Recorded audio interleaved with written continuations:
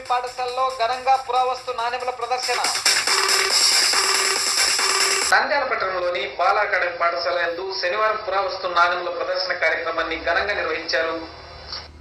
నంద్యాల జిల్లాలోని park road సమీపంలో గల బాల అకాడమీ రవీంద్ర హై స్కూల్ పాఠశాలలో శనివారం పురావస్తు నాణెముల ప్రదర్శన కార్యక్రమం ఏర్పాటు చేయడం జరిగింది. ఈ కార్యక్రమానికి state IMA ex president doctor G Ravikrishna, పాఠశాల కరెస్పాండెంట్ ఎంజీవి రవీంద్రనాథ్, ప్రిన్సిపల్ మాధవీలత ముఖ్య అతిథులుగా విచ్చేశారు. నాణెముల సేకరణ అనే అలవాటుని ఆదర్శంగా మలుచుకొని రికార్డు సాధించి జాతీయ స్థాయిలో గుర్తింపు పొందిన బొంతల రవితేజను సన్మానించడం జరిగింది.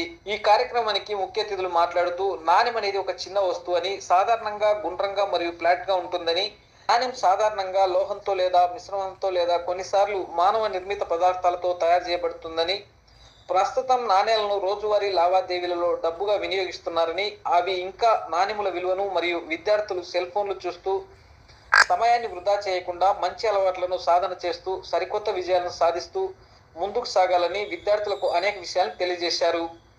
ఈ కార్యక్రమంలో పాఠశాల కరెస్పాండెంట్ ఎంజీవి రవీంద్రనాథ్, ప్రిన్సిపల్ మాధవీలత, పాఠశాల ఉపాధ్యాయులు మరియు విద్యార్థులు తదితరులు పాల్గొన్నారు. అతి పురాతన 16వ శతాబ్దం నాటి కాయిన్స్ కూడా రవితేజ గారు కలెక్ట్ చేశారంటే చిన్న విషయం కాదు. ఈ విధంగా ఇన్ని కాయిన్స్ని కలెక్ట్ చేసిన వ్యక్తి నంద్యాల వ్యక్తి కావడం మన అందరికీ గర్వకారణం. న్యూమిస్మాటిక్స్, న్యూమాస్ అంటే గ్రీక్ వర్డ్, కాయిన్ అని, న్యూమస్మాటిక్స్ కాయిన్ కలెక్షన్ కానీ కరెన్సీ కలెక్షన్.